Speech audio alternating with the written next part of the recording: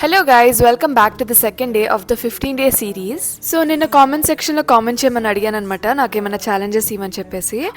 Almost ఒక 3-4 challenges వచ్చినాయి నిన్న రీల్ కి. సో దానిలో అయితే ఒకరు జోలో చిప్ ఛాలెంజ్ చేయమని అడిగారు అనమాట.